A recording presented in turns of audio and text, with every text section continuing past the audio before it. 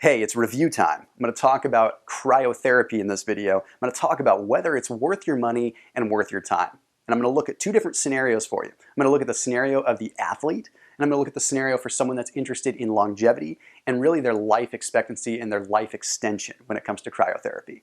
But in case you don't know what cryotherapy is, it's those big tanks that you hop in that drop you down to negative 100 degrees Celsius or negative 212 degrees Fahrenheit. So a significant drop in temperature.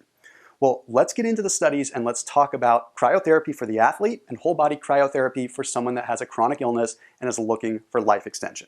Okay, so in a 2014 study by the open source Journal of Sports Medicine, it was found that there was really no significant improvement in functional recovery of athletes. However, there was an improvement when it came to perceived recovery, perceived fatigue, and perceived soreness. What does this ultimately mean? What this means to us is that there's no evidence of actually healing the body faster when it comes to sports activity or when it comes to healing your muscle. But there is an impact in terms of soreness, and there is an impact in terms of fatigue. Now, whether or not that's a placebo effect is still up in the air. But here's the thing. Perception is reality, and athletes know this.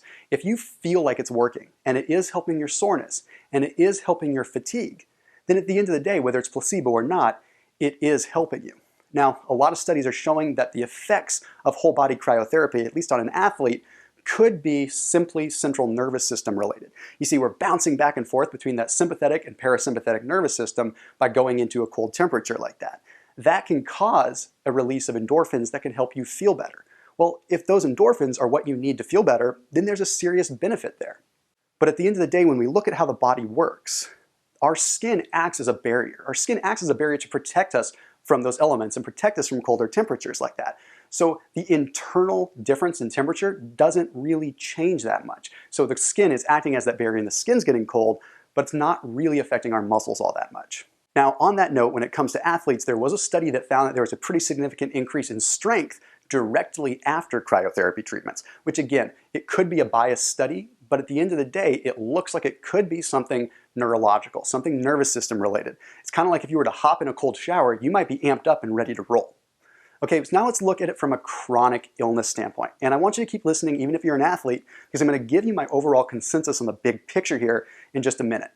Okay, so if you have a chronic illness, which is exactly what cryotherapy was originally formulated for, cryotherapy may be a very good thing for you to look into. You see, in a recent study in 2016, it was found that those that suffered from multiple sclerosis and chronic fatigue syndrome, basically both autoimmune conditions, had significant improvements using whole body cryotherapy, but also had a pretty serious reduction in inflammation. See, what this tells us is that the long-term use of cryotherapy is really where the benefits come in. And another study in 2014 looked at those that had what's called an adhesive capsulitis of the shoulder. Now, in simple terms, it's basically where you lose that shoulder mobility. So it happens to lifters a lot, it happens to swimmers a lot.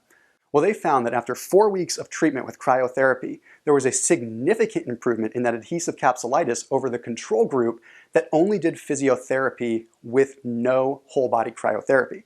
So that's pretty remarkable right then and there. So what this tells us is we have to be patient. See, if we're looking for the ultimate benefits of cryotherapy, it may not be something that happens immediately. Just like training, it all takes time, and recovery takes time. So if you're interested in living for a long time, you're interested in being on the field for a long time, you're interested in being in the gym for a long time, and maintaining that stamina overall, then cryotherapy is clearly showing to be something that is going to be extremely important for overall long-term health. And if you're someone that's dealing with an autoimmune condition, it's looking like cryotherapy might be something that is well worth spending the money on. So at the end of the day, remember that perception is always reality. And if you feel good using cryotherapy, it's worth the money, even if you're an athlete and you're only looking for that immediate gain. But if you're really not wanting to spend the money, you can get a lot of benefit out of surrounding yourself with ice packs.